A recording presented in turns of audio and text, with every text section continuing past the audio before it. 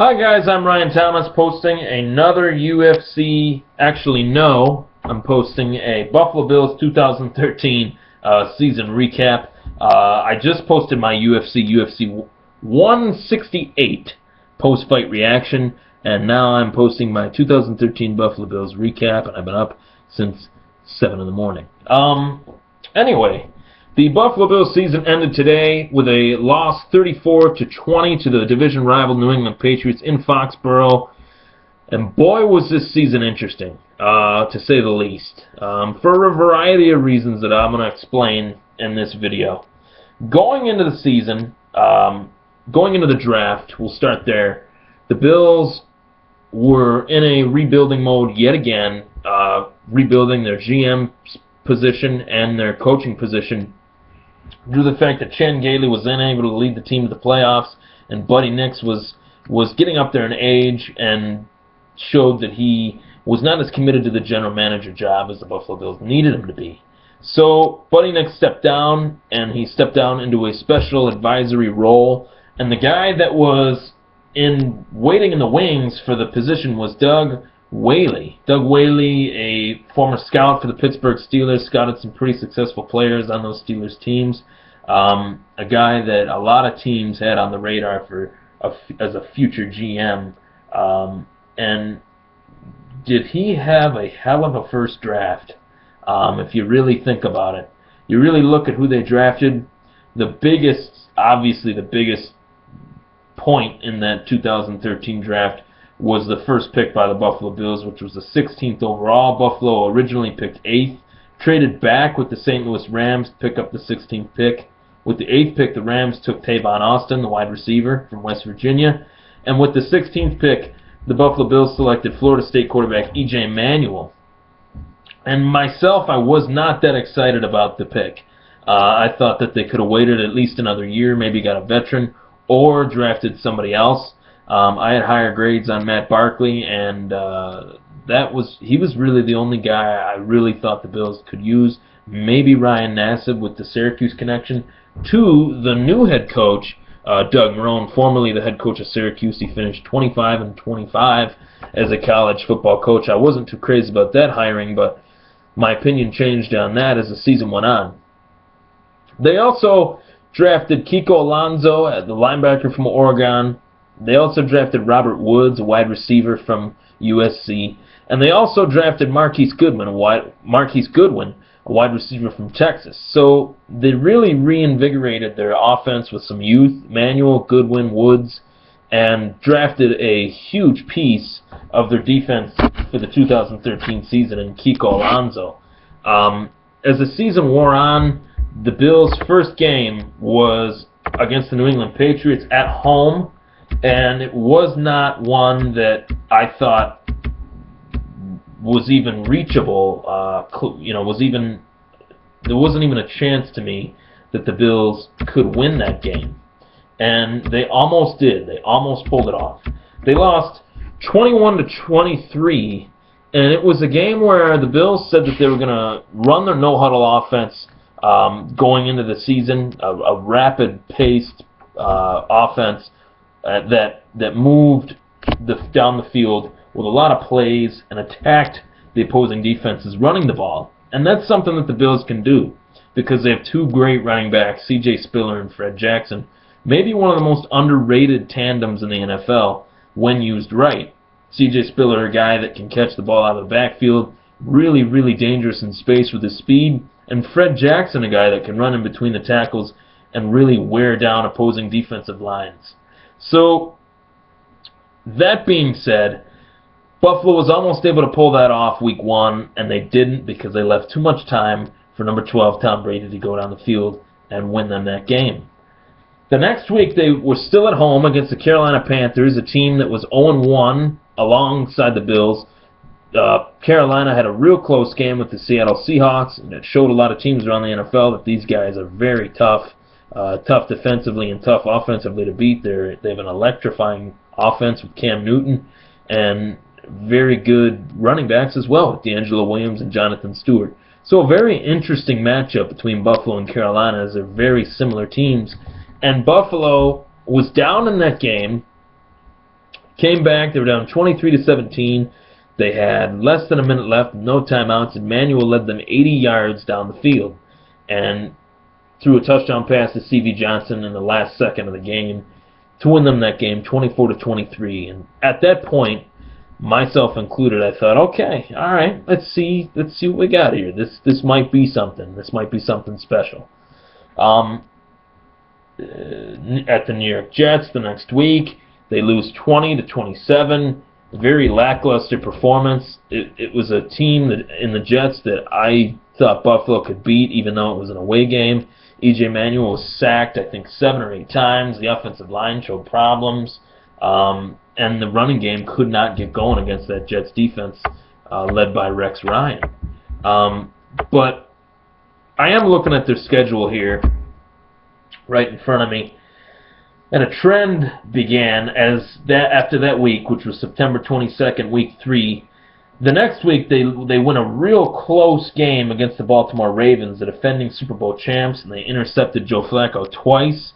Kiko Alonso made his presence known, the rookie, as I mentioned before, from Oregon, catching 2 interceptions from Flacco, who was last year's Super Bowl MVP. So that was probably one of the brightest moments in the Bills' season. The next week on primetime, it was a Thursday night game. 4 days later, they played the Cleveland Browns, and this is where their season's momentum started to take a turn for the worst.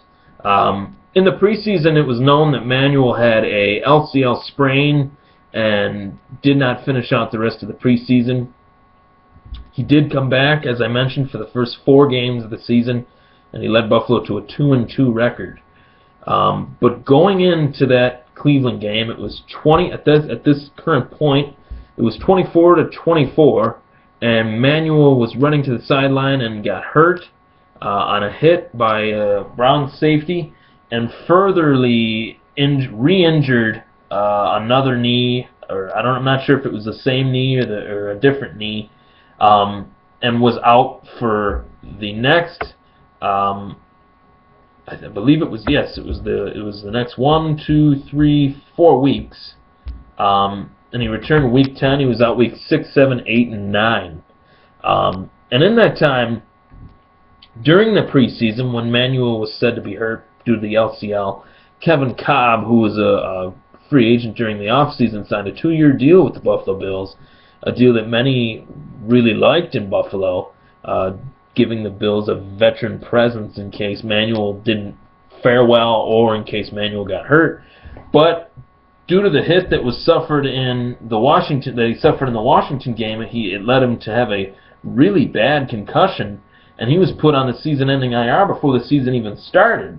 So now we have a depth problem at quarterback where we don't know who our number 2 is anymore because the one that we signed got hurt. So at this point in the season, we have Jeff Tuel, and that's it. Jeff Tuel's the only guy we got. We got Jeff Tuel, and we got Thad Lewis on the practice squad. So, Jeff Tuel comes into that Cleveland game and plays very bad, to the point where it showed that he was very inexperienced and probably a practice squad level player. So Buffalo goes with Thad Lewis week 6 against the Bengals, and he plays admirably well against a solid Cincinnati defense. And Cincinnati, as of now, as the season stands right now, are looking to be a division-winning playoff team. So Buffalo ended up only losing that game 24-27. Thad Lewis tied that game for the Bills and put that game into overtime and played very well. The next week at Miami, due to the way Thad played, Buffalo decided to give him a chance against Miami, and he won his start, 23-21. And that was a surprise because Buffalo hadn't won in Miami in quite some time, and now they're coming up against a big offensive juggernaut in Week 8 against the New Orleans Saints. Drew Brees, Jimmy Graham, Pierre Thomas, Darren Sproles. The whole offense as a whole has just been able to put up points year after year after year. Their defense is reinvigorated this year with Rob Ryan as the defensive coordinator. And of course, after a little bit, first play of the game, Thad Lewis runs an option. First play offensively for Buffalo, Thad Lewis runs an option, and he gets hit, and his ribs get cracked, and in comes Jeff Toole for a couple plays. He doesn't play that well. Thad Lewis comes back in for the Bills, but they end up losing 35-17. The next week, Thad Lewis is out week 9 due to the cracked ribs. He doesn't play. Jeff Toole is the starting quarterback for the Bills. He's an undrafted free agent, and the Bills signed former Packer, former Seahawk, former Raider Matt Flynn, and Flynn doesn't see a snap. Jeff Toole plays the whole game, and the game was close. It was 13-23 was the final score, but for the majority of the game, it was separated by only a touchdown between the Bills and the Chiefs were undefeated at the time. That was a very interesting game. It showed that the Bills' defense has a lot of promise. The way they were able to manhandle Alex Smith, the way they were able to put pressure on him and force Smith to make some really bad decisions. Next week against Pittsburgh, Buffalo still had some life at 3-6, but they needed to win against Pittsburgh with Manuel being able to come back. A lot of people thought that this was a good game, bounce-back game for Buffalo because Pittsburgh wasn't much better record-wise than Buffalo. And Buffalo just looked so flat in Pittsburgh and was able to not even get 2 touchdowns, a field goal and a touchdown for a total of 10 points. 10-23 was the final score of that one. So we're feeling pretty low at that point in Week 10 as Bills fans because they've lost 3 in a row to the Saints, the Chiefs, and the Steelers, and Manuel did not look good in his comeback game against the Steelers. It's probably his worst game of his rookie year. So here we go. Week 11, we're going up against the Jets that we lost to already, but this time we're going up against them at home. Manuel had a lot of problems with that Jets defensive line breathing down his throat. The Bills' offensive line had a lot of problems. And Buffalo won. And not only did they win, but they blew out the Jets to the point where the Jets were scoring their points in garbage time. And Buffalo was kind of like, this is all you got. They won 37-14, which was huge, a huge divisional win, going into Week 12, which was their bye week. And it was remarkable to think that, hey, we're 4-7, we're going into our bye week. We did just beat our divisional team, the Jets. We did just beat the Miami Dolphins. We almost beat the New England Patriots. So we're okay as far as our division goes. That's the biggest part of the schedule. You play your divisional teams twice a year. We're 2-1 going into the second half of the season, which is after the bye week. But here we go, the last 5 weeks of the season, 2 teams in a row in the NFC and 3 teams, the last 3 teams that they play are in the AFC. Week 13 against the Atlanta Falcons this week was in Toronto, and this week was probably the downfall, you could say, of the Bills' season, as they lost 31-34 to Atlanta. They were holding the lead for the majority of the game. Fumbles galore. Stevie Johnson catches the ball in his hands, runs with it for a little bit, fumbles the ball, but before that, Scott Chandler fumbles the ball. The Bills' defense holds Atlanta, and then Stevie Johnson fumbles. That was just, it was almost like they gave the game to the Atlanta Falcons. And Atlanta's a great team, even though they had a tough year this year. No mistake about it. Losing guys like Julio Jones, you can't bounce. It's hard to bounce back from that. Losing John Abraham to the free agency. Atlanta had a tough year, but they were staying close with a lot of teams this year, right until the very end. They are a prideful team, and they gave that game to Atlanta. And that was that. That was the game. At 4-7, they win that game. There is a slight chance they could make it with the teams that they had beaten.